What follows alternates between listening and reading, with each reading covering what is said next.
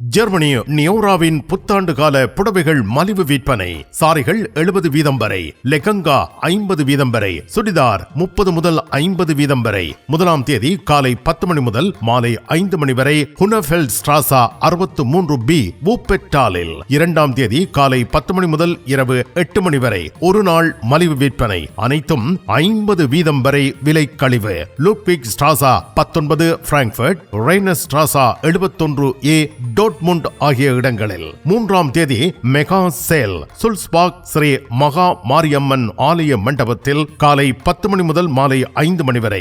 4ஆம் தேதி காலை 11 மணி முதல் மாலை 5 மணி வரை போசைம் ஸ்ரீ நாகபூசணி ஆலய மண்டபத்தில் நியோராவின் மாபெரும் மலிவு விற்பனை. ஜெர்மனியில் எங்கும் எப்பொழுதும் நியோரா Bollywood textiles and jewellery.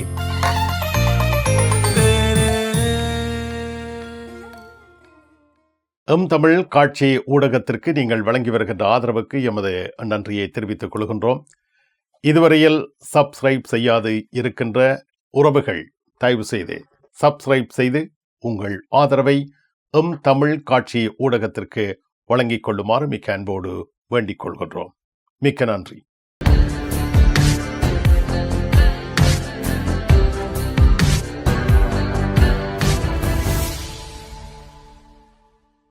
Tamil உறவுகளே வணக்கம். ஜெர்மனி செய்திகள். ஜெர்மனி நாட்டில் இருந்து வேலும் மயிலும் ராமகிருஷ்ணன் அவர்கள். உறவுகளே வணக்கம். ஜெர்மனி நாட்டில் அகதி தஞ்சம் கோரிய சிரிய நாட்டவர்கள் தற்பொழுது சிரியாவுக்கு திரும்பி வருகின்றார்கள். சிரிய நாட்டில் புதிய ஆட்சி வந்த பிற்பாடு ஜெர்மனியிலிருந்து சிரியாவிற்கு திரும்பி போகின்றவர்களுடைய எண்ணிக்கையானது அதிகரித்துள்ளதாக தெரிவிக்கப்பட்டுள்ளது. குறிப்பாக சக்சன் அன்ஹல்ட் சொல்லப்படுகின்ற கிழக்கு ஜெர்மனியின் மாநிலத்தில் 2024ஆம் ஆண்டு 18 பேர் இவ்வாறு சிரிய நாட்டுக்கு திரும்பியதாகவும் 2025ஆம் ஆண்டு 211 பேர் இவ்வாறு சிரிய நாட்டுக்கு திரும்பியுள்ளதாக தெரிவிக்கப்பட்டுள்ளது. இதேவேளை ஜெர்மனியின் மற்ற மாநிலங்களிலும் படிப்படியாக சிறிய தொகை சிரிய நாட்டவர்கள் சிரியாவின் நாட்டினுடைய நிலைமை தற்பொழுது சுமூகமாக முன்னேறி வருகின்ற காரணத்தால் திரும்பி செல்வதாக தெரிவிக்கப்பட்டுள்ளது. ரஷ்யா நாட்டில் இருந்து ஜெர்மனிக்கு வருகை தருகின்றவர்கள் கடுமையாக நடத்தப்படுவதாக குற்றச்சாட்டு முன்வைக்கப்பட்டுள்ளது. ஜெர்மன் நாடானது ரஷ்யாவிலிருந்து ஜெர்மன் நாட்டுக்கு வருகின்றவர்கள் மீது கடுமையான நடவடிக்கைகளை மேற்கொண்டு வருவதாக ரஷ்யாவுடைய வெளிநாட்டு அமைச்சின் பேச்சாளர் தனது செவியின் பொழுது தெரிவித்திருக்கின்றார். அதாவது சொல்லப்படுகின்ற சுங்க அமைப்பானது இவ்வாறு ஜெர்மனுடைய விமான நிலையத்தில் வருகின்றவர்கள் மீது கடுமையான நடவடிக்கைகளை ஐரோப்பிய ஒன்றியத்தின் சட்டத்திட்டத்துக்கு அமைவாக மேற்கொள்வதாக தெரிவித்திருக்கின்றார். இதன் காரணத்தினால் ரஷ்யாவிலிருந்து ஜெர்மன் நாட்டுக்கு பிரயாணம் செய்வதற்கு எச்சரிக்கை ஒன்றை தான் விடுத்துள்ளதாக ரஷ்யா நாட்டினுடைய வெளிநாட்டு அமைச்சின் பேச்சாளர் தெரிவித்திருக்கின்றார். அண்மையில் முன்செனும் விமான நிலையத்தில் வைத்து முக்கிய ஒரு கால்பந்தாட்ட அணியினுடைய பயிற்சியாளர் மிகவும் பரிகாசமான முறையில் நடத்தப்பட்டார் என்றும் இவர் தனது செய்தியின் பொழுது தெரிவித்ததாக செய்திகளில் கூறப்பட்டிருக்கின்றது. ஜெர்மனியில் ஆண்டுதோறும் நடைபெறும் வணக்கம் ஐரோப்பா 2026 உங்கள் அபிமான பாடகர்கள்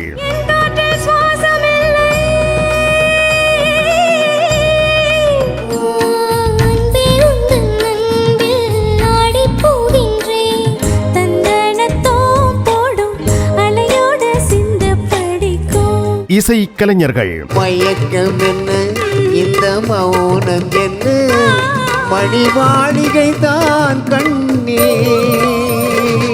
ஜனவரி 1ஆம் தேதி ஜெர்மனி ஓபர்ஹவுசனில் வணக்கம் ஐரோப்பா வருகை தர யாவரும் இப்பொழுதே தயாராகுங்கள்.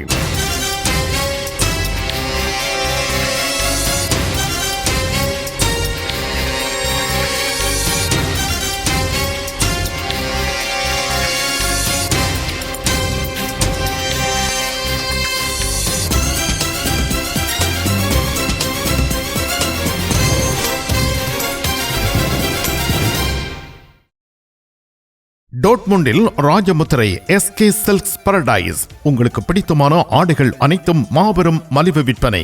ஒவ்வொரு சனிக்கிழமையும் அதிவிசேட மலிவு விற்பனை. விஜயம் செய்யுங்கள் SK சில்க்ஸ் பாரடைஸ் டோட்முண்ட். ஜெர்மனியில் 2026ஆம் ஆண்டில் மாநில தேர்தல்கள் நடைபெறவுள்ளன.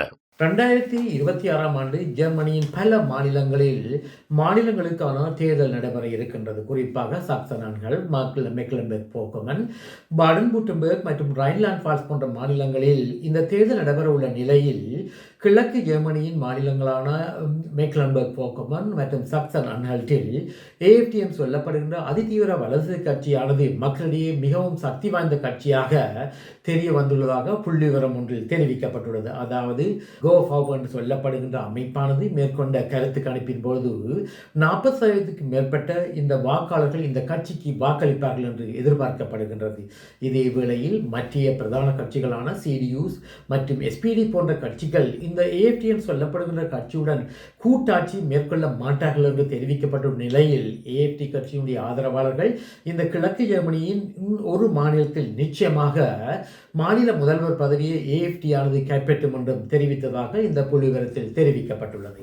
ஜெர்மனி நாட்டில் அகதி கோரிக்கை முன்வைத்திருந்த 21,000 சிறுவர்கள் தலைமறைவாகியுள்ளனர். ஜெர்மன் நாட்டுக்கு பராயமடையாத சிறுவர் சிறுமிகள் அகதிகள் விண்ணப்பம் மேற்கொண்ட நிலையில் இந்த ஆண்டு மார்ச் மாதம் மட்டும், அதாவது ஒரு வருடத்தில் 1800 இவ்வகையாக பராயமடையாத சிறுவர் சிறுமிகள் அகதி விண்ணப்பம் மேற்கொண்டு தலைமறைவாகி உள்ளதாக தெரிவிக்கப்பட்டுள்ளது. இதே வேளையில் 2018 ஆண்டு ஏப்ரல் மாதம் வரை இந்த தொகையானது 4186 இருந்ததாகவும் புள்ளிவிவரம் ஒன்றில் தெரிவிக்கப்பட்டுள்ளது. இதே வேளையில் 2019 ஆண்டு இவ்வாறு பராயமடையாத சிறுவர் சிறுமிகள் அகதி விண்ணப்பம் மேற்கொண்டு தலைமறைவான எண்ணிக்கையானது 3192 உள்ளதாகவும் புள்ளிவிவரத்தில் தெரிவிக்கப்பட்டுள்ளது. இதேவேளையில் 2016 ஆண்டுக்கும் 2019 ஆண்டுக்கும் இடையில் மொத்தமாக இவ்வாறு 21,000 சிறுவர் சிறுமிகள் தலைமறைவாகி உள்ளதாக புள்ளிவிவரத்தில் தெரிவிக்கப்பட்டுள்ளது. இது இவ்வாறு இருக்க, கடந்த நவம்பர் மாதம் ஜெர்மன் நாட்டில் மிக குறைந்த அளவு அகதிகளே அகதி விண்ணப்பம் மேற்கொண்டதாகவும் புள்ளிவிவரத்தில் தெரிவிக்கப்பட்டுள்ளது. அதாவது நவம்பர் மாதத்தில் மொத்தமாக 8,300 பேரை புதிதாக ஜெர்மன் நாட்டுக்கு வந்து அகதி விண்ணப்பத்தை மேற்கொண்டதாக தெரிவிக்கப்பட்டிருக்கின்றது. இதே வேளையில் 2023 ஆண்டு இந்த தொகையானது 35,300 இருந்ததாகவும், அதாவது 2023 ஆண்டு நவம்பர் மாதம் மட்டும் அகதி விண்ணப்பம் மேற்கொண்டவுடைய தொகை 35,300 இதே வேளையில் 2024 ஆண்டு நவம்பர் மாதம் அகதி விண்ணப்பம் மேற்கொண்டவருடைய எண்ணிக்கை 16,100 இருந்ததாகவும் புள்ளிவிவரத்தில் தெரிவிக்கப்பட்டுள்ளது. அதாவது இந்த ஆண்டு மிக குறைந்த அளவே அகதிகள் ஜெர்மன் நாட்டுக்கு வந்து அகதி விண்ணப்பம் மேற்கொண்டதாகவும் இந்த புள்ளிவிவரத்தில் தெரிவிக்கப்பட்டுள்ளது. இனி உலக செய்திகள். நேற்றைய தினம் சோமாலிய நாட்டினுடைய ஒரு நிர்ணய உரிமை உள்ள பிரதேசமான சோமாலிலாந்து என்ற பிரதேசத்தை தனி நாடாக இஸ்ரேலானது அங்கீகரித்துள்ளதாக தெரிவிக்கப்பட்டுள்ளது. அதாவது இஸ்ரேலானது சோமாலி நாட்டில் தமது தூதராலயத்தை அமைக்க உள்ளதாகவும், இதேவேளையில் சோமாலிலாந்து என்று சொல்லப்படுகின்ற இந்த பிரதேசத்தினுடைய அபிவிருத்திக்கு இஸ்ரேலானது பாரிய அளவு முதலீடுகளை மேற்கொள்ள உள்ளதாகவும் இஸ்ரேல் நாட்டுடைய அதிபர் பெஞ்சமின் நெட்டன்யாகு அவர்கள் தெரிவித்திருக்கின்றார். அதாவது சோமாலிலாந்து என்று சொல்லப்படுகின்ற இந்த நாட்டினுடைய அதிபருக்கும் இஸ்ரேல் நாட்டுடைய பிரதமர் பெஞ்சமின் நெட்டன்யாகுக்கும் இடையே பேச்சுவார்த்தை நடைபெற்ற பிற்பாடு இவ்வாறு இந்த சோமாலிலாண்டை இஸ்ரேல் நாட்டு பிரதமர் அங்கீகரித்துள்ளதாக தெரிவிக்கப்பட்டுள்ளது. இதே வேளையில் சோமாலிலாந்து சொல்லப்படுகின்ற இந்த பிரதேசத்தை தனிநாடாக இஸ்ரேல் அங்கீகரித்ததற்கு எகிப்து மற்றும் துருக்கி மற்றும் பல அரேபிய நாடுகள் தமது கடுமையான கண்டனத்தை பதிவு செய்துள்ளதாக தெரிவிக்கப்பட்டுள்ளது. அதாவது இப்பிரதேசத்தில் மற்றும் இப்பிராந்தியத்தில் ஸ்திரமற்ற தன்மையை உருவாக்குவதற்கு இஸ்ரேலுடைய அதிபர் நெட்டன்யாகு முயற்சி செய்து வருவதாக துருக்கி கடுமையான முறையில் சாடியிருக்கின்றது. அதாவது இஸ்ரேல் நாடானது தனது செல்வாக்கை விஸ்தரிப்பதற்காக இவ்வகையான குறுக்கு போக்கான நடவடிக்கைகளை மேற்கொண்டு வருவதாக அவர் குற்றம் சாட்டியிருக்கின்றார். இதே வேளையில் ஜெர்மனிக்கு அருகாமையில் இருக்கின்ற இந்த சோமாலிலாந்து என்ற பிரதேசத்தில் இஸ்ரேலானது தளங்கள் அமைப்பதன் மூலம் தங்களது பிரதேசத்தின் ஊடாக செல்லுகின்ற கப்பல்களுக்கு பாதுகாப்பை வழங்கக்கூடிய சூழ்நிலை ஏற்படலாம் என்று தெரிவிக்கப்பட்டிருக்கின்றது. இலங்கையின் முன்னாள் பாராளுமன்ற உறுப்பினர்களும் EPDP சொல்லப்படுகின்ற கட்சியினுடைய தலைவருமான டக்ளஸ் தேவானந்த் அவர்கள் நேற்றைய தினம் இலங்கை குற்றத்தடுப்பு புலனாய்வு பிரிவினரால் கைது செய்யப்பட்டிருந்தார். இதே வேளையில் இவர் பின்னர் நீதிமன்றத்தில் ஆஜர் செய்யப்பட்டதாகவும், இவருடைய வழக்கை விசாரித்த நீதிபதியானவர் இவரை தடுத்து வைத்து விசாரணை செய்வதற்கு 3 நாட்கள் இவரை தடுத்து வைக்குமாறு உத்தரவிட்டுள்ளதாக இலங்கையிலிருந்து வரும் செய்திகள் தெரிவிக்கின்றன. நாளைய தினம் அமெரிக்க அதிபர் டொனால்ட் ட்ரம்ப் அவர்களுக்கும் உக்ரைன் நாட்டு அதிபர் செலன்ஸ்கி அவருக்கும் இடையிலே அமெரிக்காவில் பேச்சுவார்த்தை ஒன்று நடைபெறும் என்று எதிர்பார்க்கப்படுகின்றது. இதே வேளையில் உக்ரைனானது அமெரிக்காவினால் சமர்ப்பிக்கப்பட்ட 20 அம்ச திட்டத்திற்கு தமது ஆதரவை வழங்கியிருப்பதாகவும் இதே வேளையில் அமெரிக்காவானது உக்ரைனுக்கு பாதுகாப்பு உத்தரவாதம் ஒன்றை வழங்க வேண்டும் என்று உக்ரைன் அதிபர் செலன்ஸ்கி அவர்கள் தெரிவித்ததாகவும் செய்திகள் தெரிவிக்கின்றன. இதே வேளையில் அமெரிக்காவானது ரஷ்யாவுக்கு சார்பான போக்கை கடைப்பிடித்து வருகின்ற காரணத்தினால் பிரான்ஸ் மற்றும் ஜெர்மன் நாடுகள் பூட்டினுடன் நேரடியான பேச்சுவார்த்தை ஒன்றை நடத்த வேண்டும் என்று இந்த 2 நாட்டோட முக்கிய அரசியல் தலைவர்கள் வேண்டுதல் விடுத்து வருவதாக தெரிவிக்கப்பட்டிருக்கின்றது. பிரான்ஸ் நாட்டு அதிபர் மாக்ரோன் அவர்கள் இவ்வாறு தான் பூட்டினுடன் பேச்சுவார்த்தை நடத்துவதற்கு தயாராக உள்ளதாக தெரிவித்ததாகவும் ஜெர்மன் செய்திகள் தெரிவிக்கின்றன. மிக்க நன்றி வேலும் மயிலும் ராமகிருஷ்ணன் அவர்களே. மீண்டும் சந்திப்போம். வணக்கம். அதெல்லாம் இருக்கட்டுமாப்பா, வீட்டு டிடி பாக்ஸ் இருக்கோ என்ன இல்லையோ? எனக்கு விசாக்கு முதல் டிடி பாக்ஸ் இருக்கும் இல்ல? சரி, ஓகே, பாய். நைட் எடுக்கிறேன் என்ன? சரியா? இங்க என்னடா வாங்கி விற்கிறாராம்?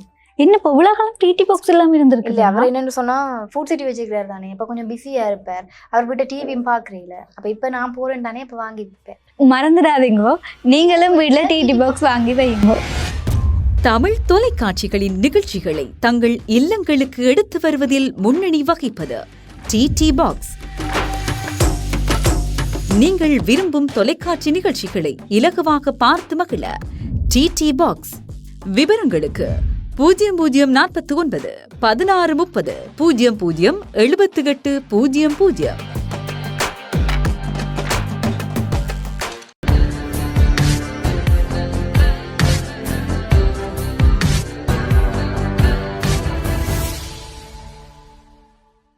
ஜெர்மனியில் உங்கள் நண்பன் கோபரா ஞானம். நாகரிக நங்கிற்கும் ஆடவருக்கும் ஏற்ற நவீன ரக புடவைகளை ஜெர்மனியில் நாள்தோறும் அறிமுகம் செய்யும் கோபரா ஞானம் ஸ்தாபனத்தில் தரமான ஆடை திணுசுகளை எப்பொழுதும் மலிவு விலைகளில் பெற்றுக் கொள்ளலாம் என்பதை மறந்து விடாதீர்கள். கோபரா ஞானம் டாட்மண்ட்.